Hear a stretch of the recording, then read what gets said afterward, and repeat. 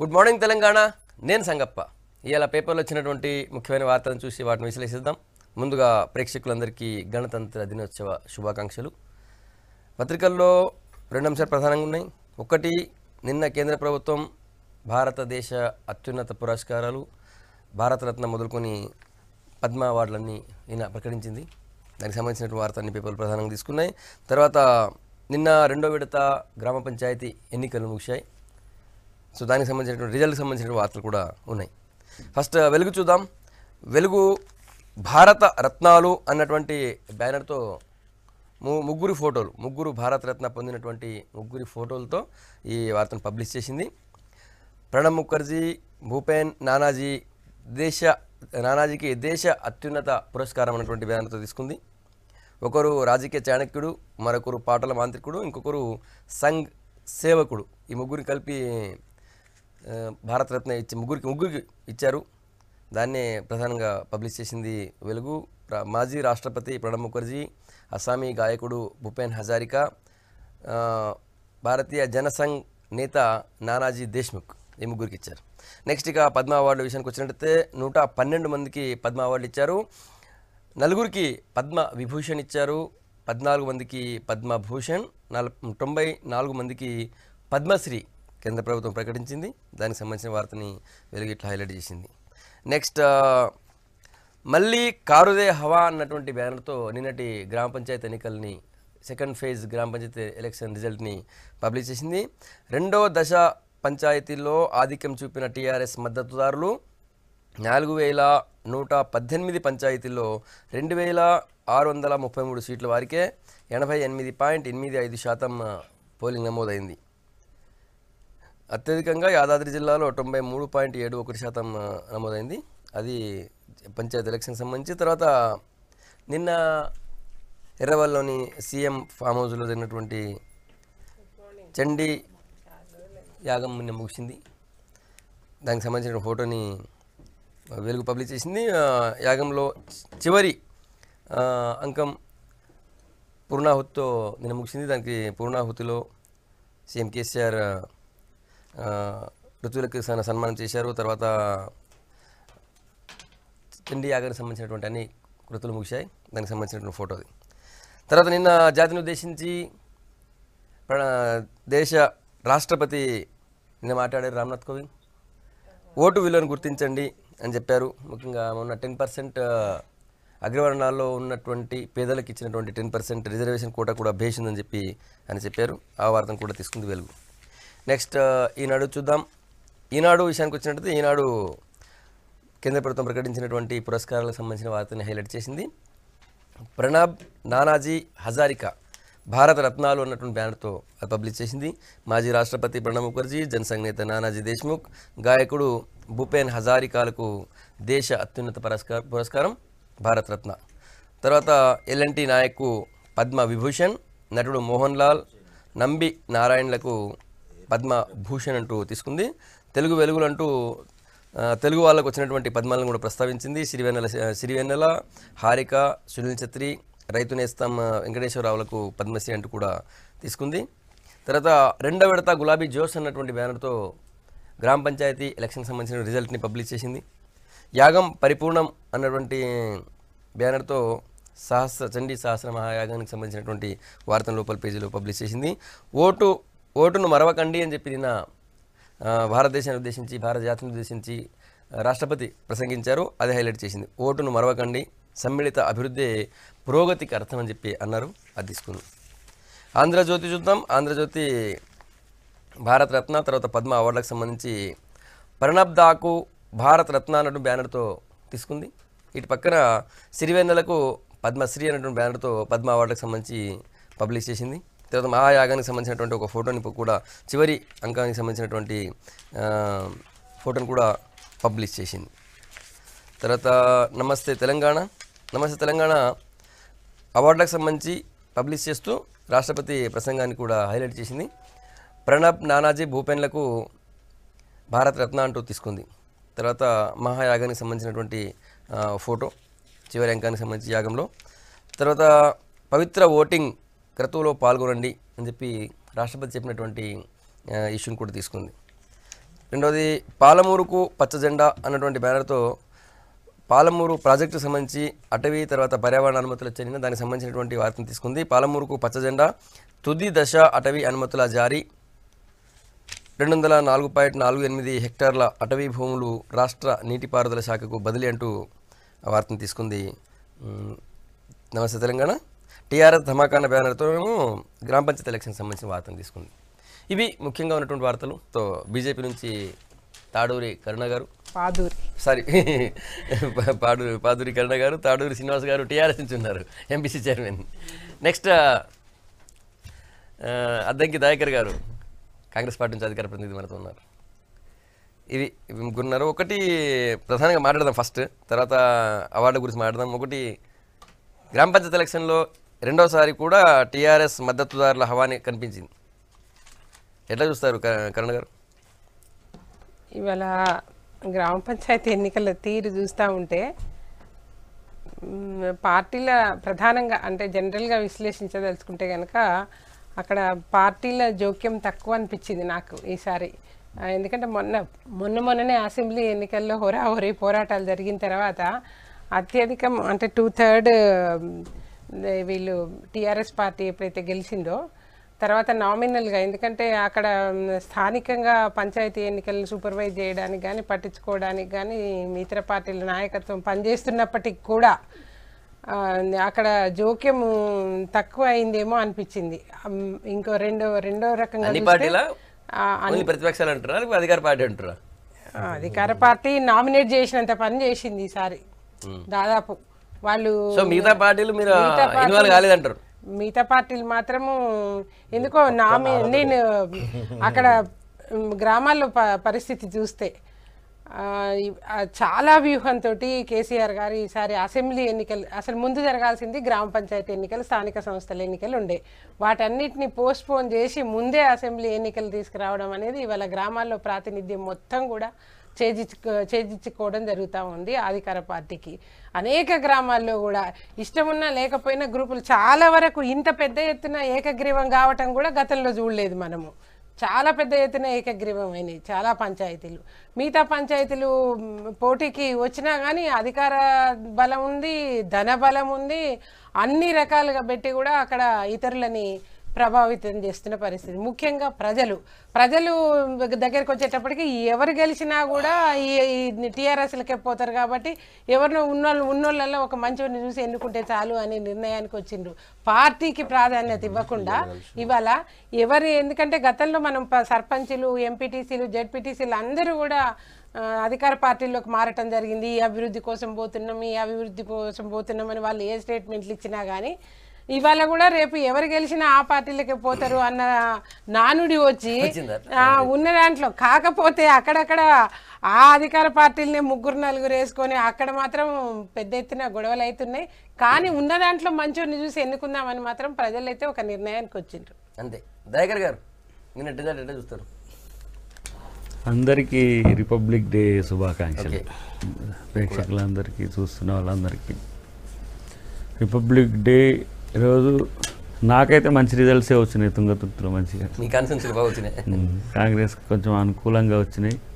ఇంకో విడత ఉన్నది, దాంట్లో ఇంకెక్కువ అనుకూలంగా ఉండే అవకాశం ఉంటుంది. అంటే గతంలో అంటే నా ఎలక్షన్స్ అప్పుడు కొన్ని నష్టపోయిన ఊర్లు కూడా భారీ మెజారిటీతో గెలవడం అనేది కొంచెం సంతోషకరమైన విషయం. మా గెలిచిన సర్పంచ్లకు, తర్వాత టీఆర్ఎస్ సర్పంచ్లకు, మిగతా ఇండిపెండెంట్ అందరికి, బీజేపీ సర్పంచ్లు అందరికి కూడా శుభాకాంక్షలు.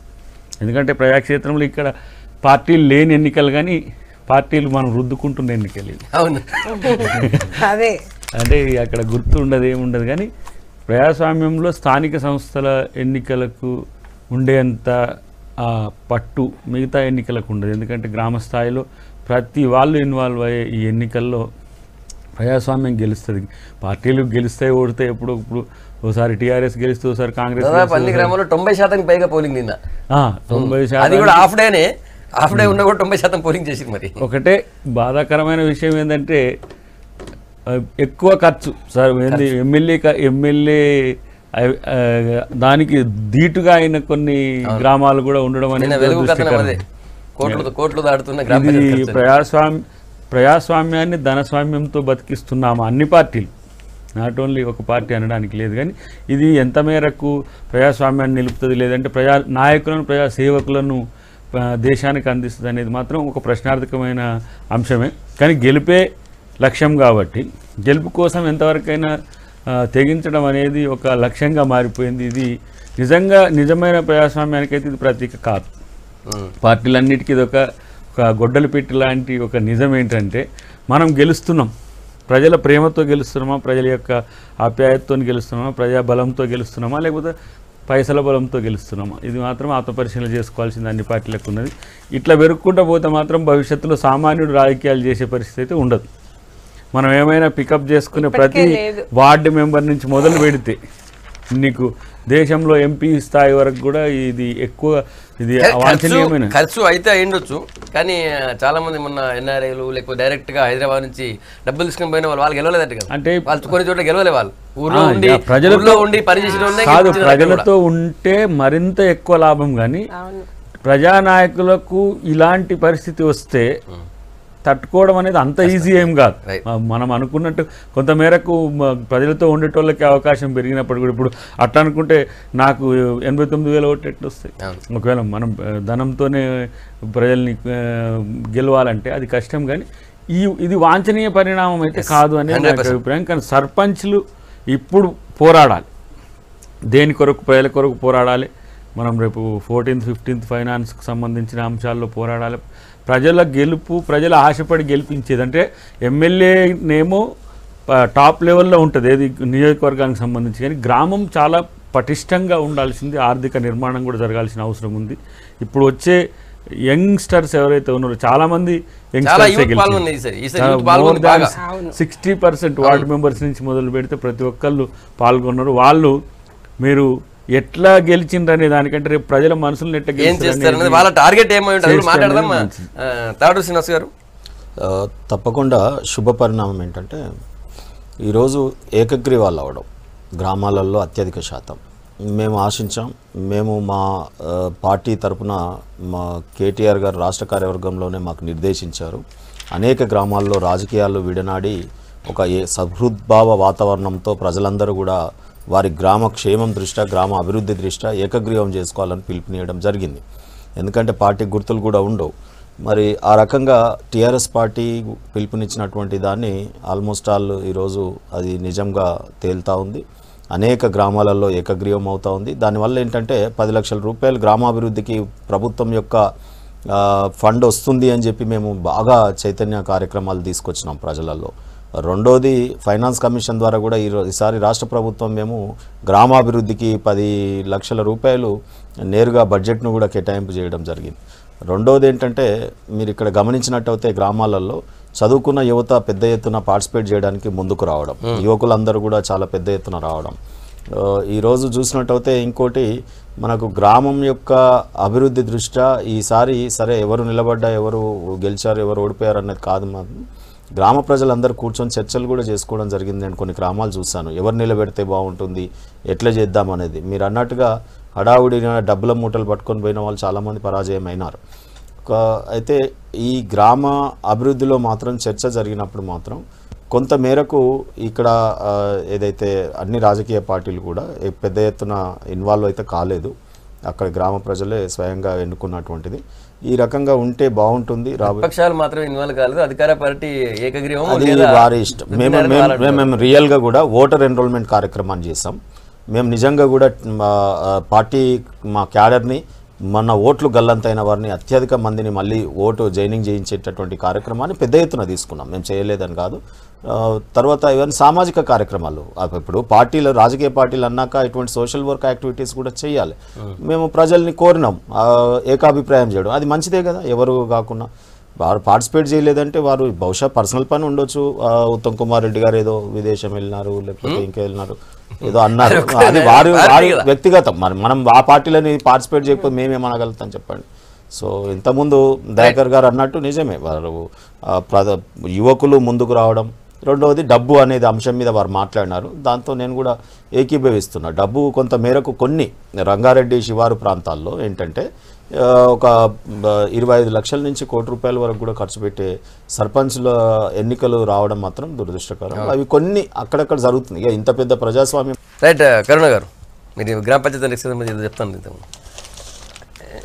మనము అనుకున్నది వాస్తవిక పరిస్థితి. అంతేగాక సమన్వయంతో పోయింటూ చాలా చోట్ల గ్రామానికి 10 లక్షలు వస్తాయనో లేకపోతే ఈ రకంగా కూర్చొని పెద్దలు మాట్లాడి చేసిండ్రని సీనన్న చెప్తా ఉన్నారు, శ్రీనివాస్ గారు చెప్తా ఉన్నారు. కానీ చాలా గ్రామాల్లో చూస్తున్న పరిస్థితి ఏంటంటే గతంలో ఎన్నడూ కని విని ఎరగనంత డబ్బు మద్యం ఏరులై పారుతా ఉంది. ఈ 20 రోజులు ఇది కూడా అనుకుంటున్నారు ప్రజలు, కూర్చున్నారు అందరు రౌండ్ పెట్టి కూర్చున్న విజువల్స్ ఉంటాయి. మస్తు తాగబోస్తారు. ఇక రేపటి నుంచి ఈ తాగుడుకి అలవాటైన జనము 20 రోజులు తాగుడు మస్తు తాగుడు పోసి అలవాటు చేస్తారు. 20 రోజుల తర్వాత వాళ్ళు పోయరు. పోయకపోయిన తర్వాత తెల్లారి తర్వాత ఇల్లు గుల్ల ఒళ్ళు గుల్ల ఈ రకంగా ఎన్నికలు వచ్చి జనాన్ని జడగొడుతున్న పరిస్థితి. ఈసారి వరుసగా వస్తున్నాయి. అంతేగాక ఈసారి పారినంత మద్యము ఏరులై పారుతా ఉంది. ఏ ఊరికి పోండి సోయిలుండి మాట్లాడేటోడు ఒక్కడు కూడా కనపడతలేదు. పరిస్థితి అట్లా ఉంది. నేను ఊరికే చెప్పట్లేదు, మీకు కూడా మీ పేపర్లు రాస్తున్నాయి. ఒక్కొక్క పంచాయతీ విలువ ₹1 కోటి 2 కోట్లని 3 కోట్లని మీరు పేపర్లు రాస్తా ఉన్నాయి. ఇట్లా మద్యం ఏరులై స్టాక్ తెచ్చి పెట్టుకుంటా ఉన్నారని పేపర్లు. అంటే ఇక బలవంతులే కదా ఎన్ని కాబట్టి ఇవాళ ₹1 కోటి ఖర్చు పెట్టినోడు రేపు ఎట్లా దాన్ని బూడ్చుకోవాలని చూడడా? ఆ గ్రామ పంచాయతీ మీద ఏమి వనరులు ఉంటాయని దాని మీదనే ఎల్లదీయాలి కదా సర్పంచ్. అంటే ఆ జనానికి ఏం చేస్తాడు? ఏ ఫైనాన్స్ నిధులు వచ్చినా కానీ ఏ అనుమతులు వచ్చినా కానీ దాని మించి ఈ ఆదాయం ఎల్లదీయాలని ఒక లక్ష్యంతో వస్తున్నారు. కానీ ప్రజలకు సేవ చేద్దామని వస్తున్న వాళ్ళు ఈ రకంగా ఉంటుందా? ఏకగ్రీవంగా ఎన్నికైనా కూడా డబ్బులు చేతులు మారిన తర్వాతనే ఏకగ్రీవంగా ఎన్నికైతున్నాయి. మిగతా వాళ్ళని విత్డ్రా చేయించే సందర్భంలో అనేక గ్రామాలు చూస్తా ఉన్నాం. కాబట్టి ఇది మంచి పోకడేం కాదు. ప్రజాస్వామ్యబద్ధంగా ఎన్నిక జరగాలి. దాంట్లో ఎవరు ప్రజలకు సేవ చేస్తారు అని అనుకుంటే వాళ్ళకేయాలి. ఆ దిశగా ప్రజల్ని మళ్లించాల్సిన అవసరం ఈ స్టేజ్ మీద ఉన్న వాళ్ళు అందరికీ ఉంది. నేను ఒక పార్టీ తరఫున అని నా అభిప్రాయం చెప్పట్లేదు. ఈ రోజు జరుగుతున్నది తెలంగాణ వ్యాప్తంగా ఇది పరిస్థితి అని అందరూ విపరీతంగా యువత బాగా 21 సంవత్సరాలు ఉన్న వాళ్ళు స్టార్ట్ చేసి చాలా మంది 30 లోపల వాళ్ళు చాలా మంది పోటీ చేసినారు. మీరు అన్నట్టు 50-60% వాళ్ళే ఉన్నారు. పొలిటికల్ ఎంట్రీకి ఇది ఒక ఫస్ట్ స్టెప్ అనుకుంటున్నారా, లేకపోతే నిజంగానే ఊర్లో ఏదో చేయాలా అన్నటువంటి ఆసక్తి చేసింటారు అనుకుంటున్నారు మీరు? అంటే పొలిటికల్ ప్యాషన్ పెరిగింది బాగా. పొలిటికల్ ప్యాషన్ పెరగడం దానికి ఒక కారణం. అంటే ఐటీ ఉద్యోగులు తర్వాత ఎన్ఆర్ఐస్ కూడా వచ్చి గ్రామ స్థాయి ఎన్నికల్లో పాల్గొనడానికి ప్రయత్నం చేస్తున్నారంటేనే రాజకీయాల పట్ల మక్కువ పెరుగుతుంది అనేది ఒక అంశం. అయితే అది డబ్బు సంపాదన కొరకు కావద్దనే మన కోరిక. అల్టిమేట్గా సోషల్ సర్వీస్లో ఉన్నంత ఆనంద కోరిక మంచిదే, కానీ ఆ కోరికకు మూలాన్ని మనం గమనించాల్సిన అవసరం ఉంది. ఇప్పుడు మనం ఈరోజు రాష్ట్రపతి గారి ప్రసంగాన్ని చూస్తున్నాం, పవిత్ర ఓటింగ్ క్రతువులో పాల్గొనండి అని. ఇది ఓన్లీ ఒక మోడల్ స్టేట్మెంట్గానే ఉంటుంది. పవిత్ర ఓటు అనే దాని దగ్గర మళ్ళీ నాకు అబ్జెక్షన్స్, అపాస్ట్రఫీలు, క్వశ్చన్ మార్కులు అన్నీ ఉన్నాయి. కాబట్టి ఇక్కడ దాన్ని సంస్కరించుకోగలిగితే ఈ జనరేషన్ పాలిటిక్స్ ఇంకా ఎక్కువ రాణించడానికి అవకాశం ఉంటుంది. నేనైతే ఈసారి ఎన్నికల్లో ప్రజలు స్వచ్ఛందంగా రాజకీయాల వైపు తర్వాత నాయకుల వైపు చూడడం అయితే నేను గమనించిన. కానీ ఈ మార్పు ధనస్వామ్యం ధన సంపాదన కొరకైతే మాత్రం చాలా జుగుప్సాకరంగా ఉంటుంది. కానీ మద్యమేరులై పారుతున్నది, తర్వాత విశృంఖలమైన ఖర్చు పెరుగుతున్నది. దీన్ని కంపిటేటివ్ పాలిటిక్స్లో దీన్ని సహిస్తే మాత్రం రేపు తెలంగాణ రాజకీయాలే కాదు భారతదేశ రాజకీయాలు పూర్తిగా సమూలంగా ఇక ధనస్వామ్యం వైపే మళ్ళీ అవకాశం ఉంది. దానికి ఎవరు నిర్ణయాలు తీసుకోవాలి? యూతే నిర్ణయాలు తీసుకోవాలి. ఎప్పుడు కూడా రాజకీయాల్లో ప్రజలు గెలుస్తారు, ప్రజలు ఓడతారు. నాయకులు గెలిచినా ఓడినా ఉంటారు పోతారు. కానీ ప్రజలు ప్రజాస్వామ్యాన్ని బతికించుకోవాలంటే ఒక నీతివంతమైన రాజకీయాలు ఎంచుకోవాల్సిన అవసరం ఉంది. యువత రాజకీయాల వైపు మక్కువ చూపడాన్ని స్వాగతించాలి. At the same time internal ఏదైతే లైన్ ఉందో ఆ లైన్ మాత్రం మంచి వైపు మళ్ళాలి. సరే, మొత్తం అంత లేదు, కొంత మేరకు ఇక్కడ ఈ కమర్షియల్ సిటీ సరౌండింగ్ ప్రాంతాలలో కొంత మేరకు ఈ రకంగా ఉంటుంది. కానీ ఇప్పుడు తాండాలలో ఎన్నికలు జరిగిన దగ్గర లేకపోతే గ్రామ శివార్ల జిల్లాలలో జరిగిన దగ్గర పెద్దగా లేదు. ఒకవేళ ఎక్కడైనా జరిగితే ఏమంటున్నారంటే గ్రామాలలో అభివృద్ధి నిమిత్తం అయ్యా నువ్వు గీ కమ్యూనిటాలు కట్టిస్తావా, లేకపోతే గీ గుడి చేస్తావా, గీ బడి కట్టిస్తావా అనేది కూడా జరుగుతున్నట్టుగా అనిపిస్తుంది. అది కూడా పరిణామం మంచిది కాదు. కానీ గ్రామం వారందరూ కూర్చొని పోటీ చేసే వాళ్ళు మేము మీకు ఎన్నికల ఖర్చు తప్పిస్తాం, మీరు ఇది ఇవ్వండి గ్రామానికి అని కూడా జరుగుతున్నాయి. మంచిని మనం ఎన్లైటన్ చేసుకుంటూనే ఇటువంటి అక్కడక్కడ జరిగేటటువంటి పొరపాట్లను మనం రాజకీయ పార్టీలుగా ఆ గ్రామాలలోకి వెళ్ళి మనం చైతన్య కార్యక్రమాలు నిర్వహించాలి. మనం మాట్లాడుతున్నాం, చేతులు దులుపుకుంటున్నాం, కానీ ఏ రాజకీయ పార్టీ కూడా కొంత మేరకు ఒక అవేర్నెస్ క్యాంప్స్ నిర్వహించట్లేదు. నేను ఇప్పుడు ఈరోజు మాట్లాడుతున్నంతసేపు నేను ఏమంటున్నా అంటే ఓటర్ చైతన్య కార్యక్రమాలు, ఎన్నికలపైన, ప్రజాస్వామ్యం పైన మనం ప్రజల గ్రామాలలో ఇటువంటి మీటింగ్స్ పెట్టట్లేదు. మనం వెళ్తా ఉన్నామా, ఒక పార్టీని నిందిస్తున్నామా, వస్తున్నాం. అన్ని రాజకీయ పార్టీలు నేను మాట్లాడుతున్నా సంగప్ప గారు, ఇది సీరియస్గా. ఈ మధ్య కాలంలో ఏ గ్రామం వెళ్ళినా, ఏ జిల్లాలో మీటింగ్ పెట్టినా, ఏ రాజకీయ పార్టీ బహిరంగ సమావేశాలైనా ఒక పార్టీని ఇంకో పార్టీ నిందించడం, ఇంకో లీడర్ నిందించడమే అవుతుంది తప్ప ప్రజలకు ఏ రకంగా జీవనశైలి ఉండాలి, సామాజికంగా ఏ రకంగా ఉండాలి, ఏ రకంగా ఎన్నికలు ఉండాలి, ఏ రకంగా ఈ దేశ భవిష్యత్తు, ఈ దేశాభివృద్ధి మనకు పాటుపడాలి అనే స్పీచ్లు, ప్రసంగాలు ఉంటున్నాయా? మనం అటువంటి కార్యక్రమాలు చేస్తున్నామా? అటువంటి అవేర్నెస్ కార్యక్రమాలు చేయాలి. ఈ లీడ్ పీరియడ్ లో రాజకీయ పార్టీలన్నీ కూడా అదేదో డ్యూటీ లయన్స్ క్లబ్ వాళ్ళే చేయాలన్నట్టు, అదేదో డ్యూటీ ఏదో ఎన్జిఓ ఆర్గనైజేషన్ చేయాలన్నట్టు అన్ని రాజకీయ పార్టీలు కూడా ఇవాళ ఎన్జిఓ ఆర్గనైజేషన్ గా మారాల్సినటువంటి అవసరం ఉంది అంటూ విమర్శ అయితే రెండవసారి కూడా రాష్ట్ర ఎన్నికల సంఘం ఫెయిల్ అయింది. అంటే ఇట్లా ఇదంతా ఈ ప్రవాహానికి అంత కారణం నిలువరించకపోవడం. నేను అనుకున్న సెంట్రల్ ఎలక్షన్ కమిషనే సందర్భమే రావట్లే వాళ్ళ ఉపన్యాసాల్లో. ఈసారి ఒక్క ఇప్పుడు బెదిరింపులో ఉన్న చాలా చోట్ల ఈవెన్ టీఆర్ఎస్ కూడా ఒక టీఆర్ఎస్ వాళ్ళు మిగతా పార్టీ పోలేదు, టీఆర్ఎస్ వాళ్ళు పోయేది అన్న దగ్గర కూడా కొన్ని చోట్ల ఏమైందంటే ఒక టీఆర్ఎస్ లో 3-4 పోటీ చేస్తున్నారు కాబట్టి దాంతో వీళ్ళు కూడా దూరంగా అంటే నాగిరెడ్డి గారి మీద మంచి అభిప్రాయం ఉంది, చాలా మంచి ఆఫీసర్ అని విన్నాం. అది కానీ ఈసారి జరిగి మనం మాట్లాడుకో దేనితో గెలిచింది, మా వాళ్ళు గెలిచిన దేనితో గెలిచింది, డబ్బులే.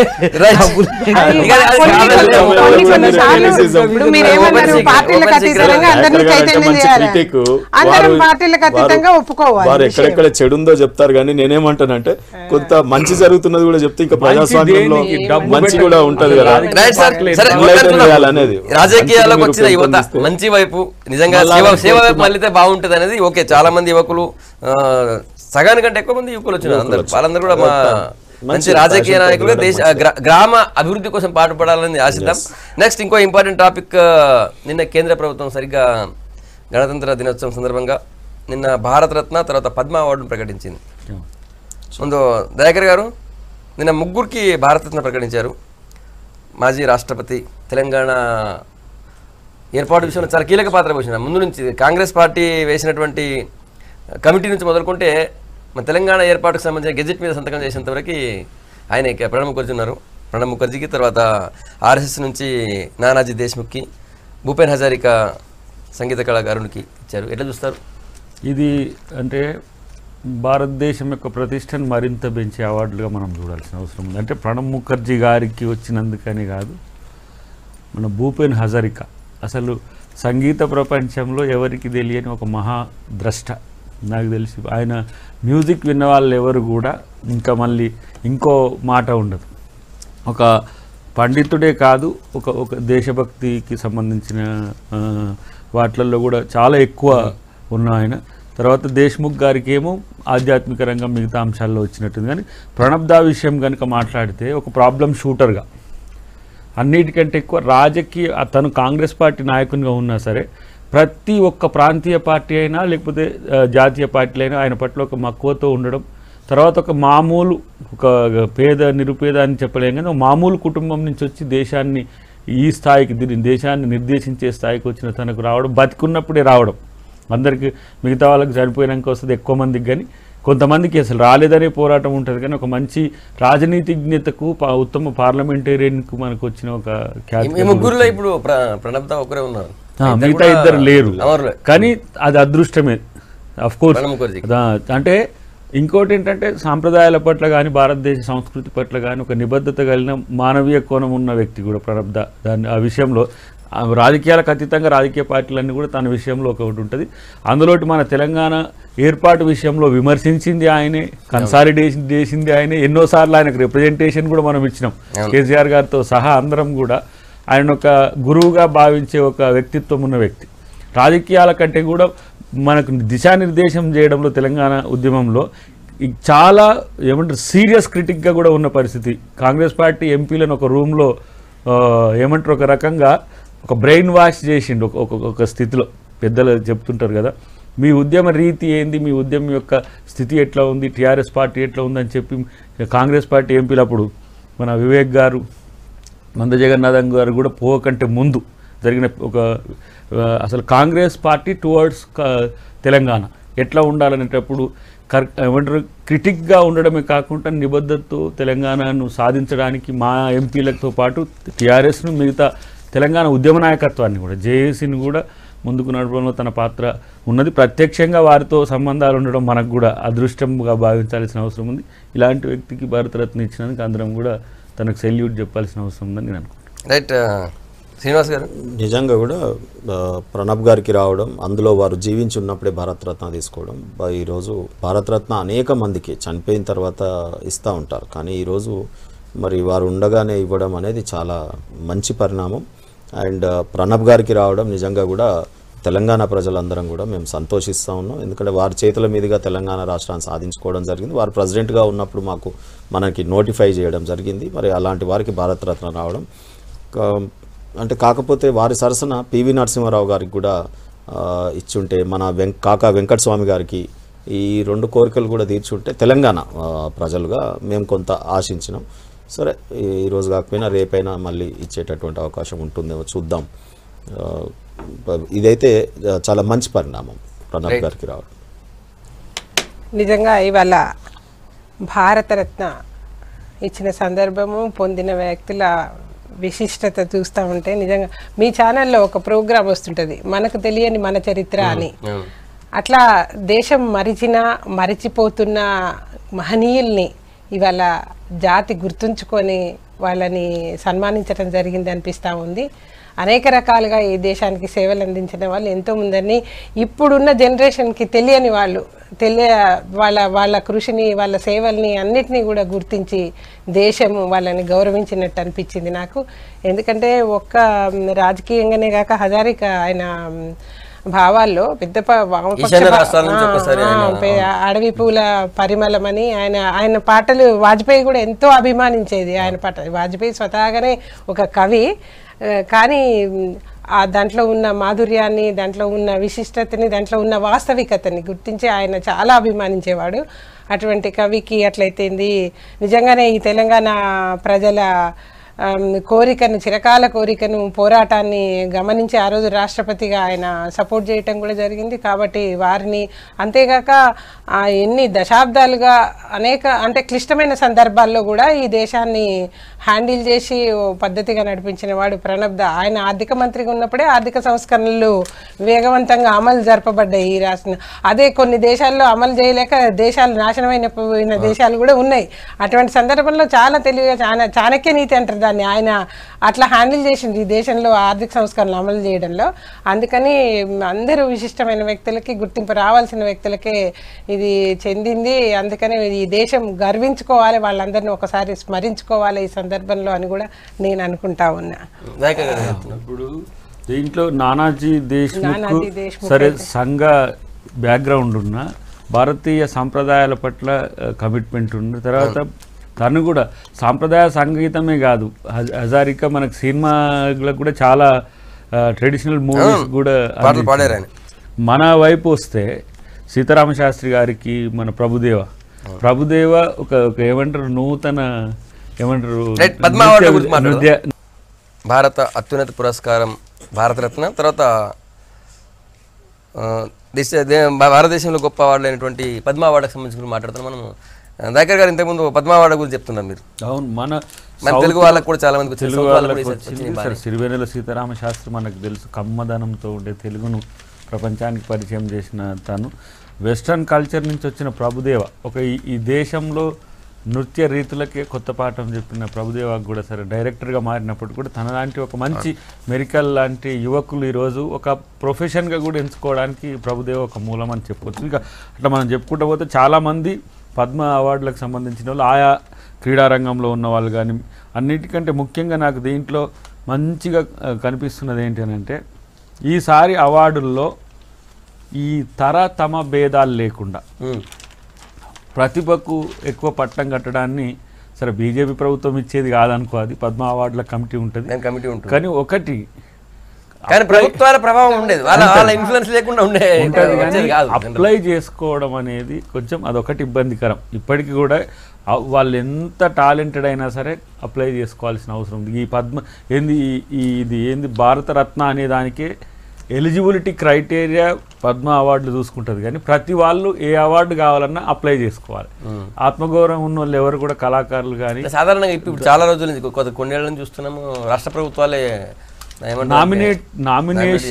నామినేషన్స్ వాళ్ళే ఆహ్వానించి వాళ్ళ యొక్క వాటిని ఇస్తే బాగుంటుంది. కానీ ఈ ప్రతిభకు పోటీ అనేది లేకపోతే అత్యున్నతంగా ఉండే వ్యక్తిత్వాలు ఉన్న వాళ్ళు ఎవరు కూడా అవార్డుల కొరకు అప్లై చేసుకోవడం అనేది అయితే అది కొంచెం దురదృష్టకరంగా ఉంటుంది. ఇప్పుడు న్యాచురల్గా ప్రకటించే వాటికి ఎక్కువ విలువ ఉంటుంది, అది గుర్తించినట్టు ప్రతిభను గుర్తించినట్టు. కానీ దీంట్లో రాజకీయాలు ఈసారి కొంచెం తక్కువ ఉండడాన్ని కూడా మనం అభినందించాల్సిందే. బట్ ఒకటి అవార్డులు మాత్రం కంప్లీట్గా ప్రతిభకు వస్తేనే మంచిదనేది నాకు అభిప్రాయం. వచ్చిందని ఈసారి నేను అనుకుంటున్నాను. రైట్ కరుణ గారు, నిజంగా దయాకర్ అన్నట్టు ఎప్పుడు కూడా అంటే అక్కడ కొంత జరిగేది, ఇక్కడ కూడా నానుడి ఉండేది ఏంటంటే పద్మ అవార్డులన్నీ కొద్దిగా పైరవి చేసుకున్న ఉండే అంటే ఊరికేనే రాదు కదా సందర్భం జరిగింది. ఈసారి మాత్రము నిజంగా ప్రతిభ గల వారికి ఇచ్చిండ్రు. కాకపోతే ఇంకోటి ఏంటంటే తెలుగు వాళ్ళ తెలంగాణ మూల కవులు ఏదైతే మన తెలంగాణ పోరాటాలకు కూడా మూలం అంటే నాటి సాయుధ రైతాంగ పోరాటం కానించి ఏ దశలో పోరాటం జరిగినా కవులు కళాకారులు ప్రధాన పాత్ర పోషించిండ్రు. అంటే ఆ రకంగా పోరాటాలని పెద్ద ఎత్తున తెలంగాణ కవులు అంతేగాక రావాల్సి ఉండే అని నాకు అనిపించింది. దాన్ని ప్రొజెక్ట్ చేయడంలో కూడా ఏమన్నా వెనకబడిపోయినామో ఏమో అని అనిపించింది. ఇంకా సిరివెన్నెల సీతారామ శాస్త్రి సందర్భం కమ్మనైన తెలుగు భావాలే గాక ప్రతిఘటన సినిమాలో అనుకుంటా పెద్ద ఎత్తున చైతన్యం తెచ్చే ప్రజల్లో చైతన్యం తెచ్చే పాటలు తను నటించి తను పాడిన తను రాసిన పాట ఒకటి పెద్ద ఎత్తున ఆ రోజున ఆలోచింపజేసి నిగ్గది ఆ పాట ఇప్పటికీ అనుకోవాలి మనం రోజు అనుకోవాలి. ప్రతి ఎలక్షన్ లో కానీ ఎలక్షన్ల సందర్భంగానే దాడులు అఘాయిత్యాలు నిగ్గదీసి అడుగు ఈ సిగ్గులేని సమాజాన్ని అని అంటాడు ఆయన. అది రోజు రోజుకి ఏనాడు ఎక్కడ జరిగినా అనుకోవాల్సిన సందర్భం ఆయన వాక్యం. అందుకని అనిపిస్తుంది ఆయన నిజంగా మంచి పురస్కారం ఆయన. It's better atmosphere. దీంట్లో రాజకీయాలు ఇవన్నీ ఏముంటాయి చెప్పండి, కళల్ని ప్రోత్సహించడం, వారి టాలెంట్. పద్మ అవార్డుల్లో తెలంగాణకి ఇంకా వస్తే బాగుండనే భావన అందరిలో ఉంది. నేను కూడా అదే అంటున్నాను, తెలంగాణ కవులకి కళాకారులకు తక్కువనే వచ్చింది. డెఫినెట్ గా ఉంటది. కానీ భారతదేశ తెలంగాణ కోటాలో వాళ్ళకి వచ్చిన కళాకారులకు రావాలి. డెఫినెట్ గా తెలంగాణలో ఉద్యమంలో అత్యంత కీలకమైన పాత్ర పోషించింది మన తెలంగాణ కళ. రచయితలకు కొదవలేదు తెలంగాణలో, తెలంగాణ గడ్డ మీద రచయితలకు కొదవలేదు. చాలా పెద్ద ఎత్తున ఇక్కడ ఉన్నారు, వారికి కూడా రావాల్సిన అవసరం ఉండే.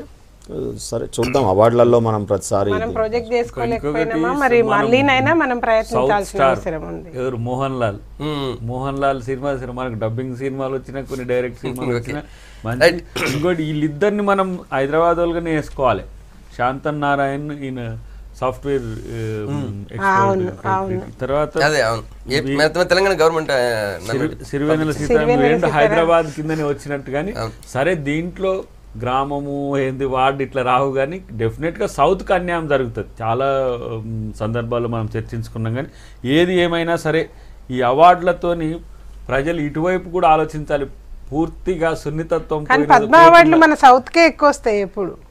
ఇక్కడ కళలే నిజంగానే ఎక్కువ కళా పోషణ ఎక్కువ, ముఖ్యంగా చైతన్యం సమాజాన్ని చైతన్యం చేసింది కూడా దక్షిణాది పోరాటాలే. శంకర్ మహాదేవన్ తర్వాత శంకర్ మహాదేవన్. వీళ్ళందరూ శివమణి అందరూ సౌతే కదా, శివమణి ప్రభుదేవ వీళ్ళు అందరూ సౌతే కదా. ప్రపంచ మోహన్ లాల్ వీళ్ళందరూ సౌత్ ప్రపంచ వ్యాప్తిగా వీళ్ళకి ఖ్యాతి ఉన్న వాళ్ళు. శివమణి అయితే డ్రమ్స్ లో నీకు ఆల్మోస్ట్ ఆల్ నీకు వరల్డ్ మ్యూజిక్ లో రెహమాన్ తో కలిసే కాదు ఇంటర్నేషనల్ మ్యూజిక్ స్టార్స్ తో కూడా తను కలిసి ఉన్నాడు. శంకర్ మహాదేవన్ అయితే బ్రీత్లెస్ అనేది ఇక వరల్డ్ ఫేమస్ అయినది.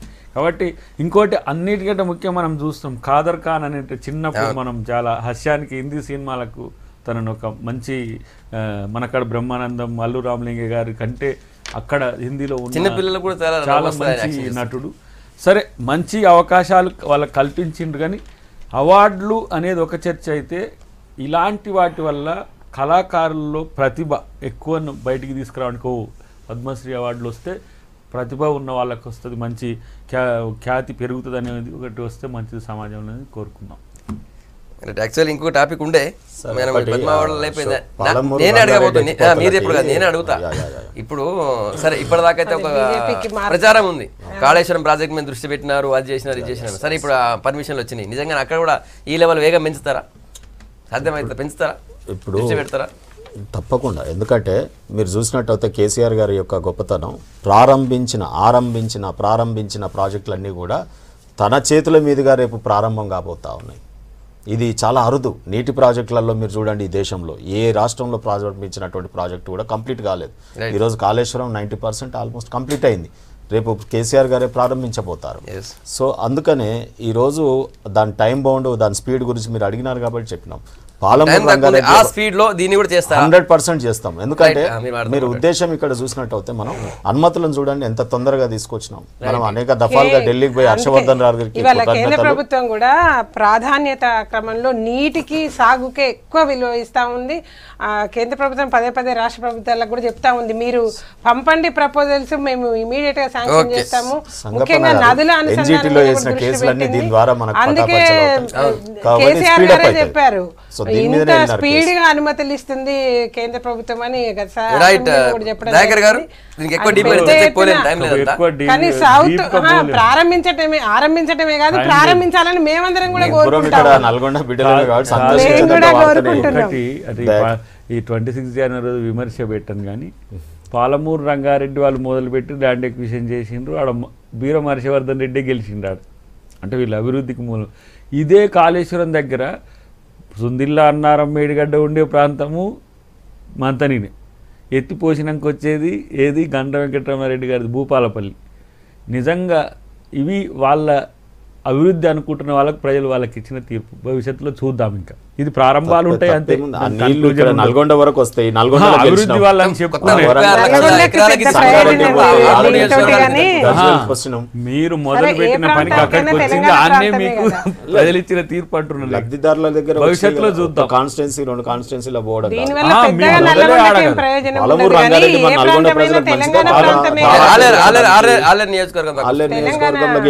పాలమూరు రంగారెడ్డి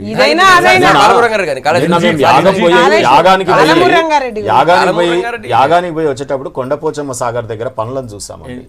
ఎంత ఉధృతంగా జరుగుతా ఉంది కొండపోచమ్మ సాగర్. అన్నదేవరు బీరం హర్షవర్ధన్ రెడ్డిని.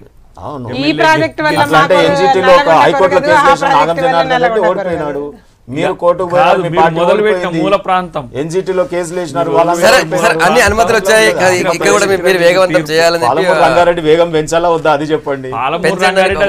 అవకాశం కూడా వచ్చింది. థ్యాంక్ యూ కరుణ గారు, తర్వాత శ్రీనివాస్ గారు, థ్యాంక్ యూ దయాకర్ గారు. గుడ్ మార్నింగ్ తెలంగాణ మీ అభిప్రాయం చెప్పినందుకు. మళ్ళీ రేపు పొద్దుగాల ఇదే టైం కలుద్దాం. Stay tune.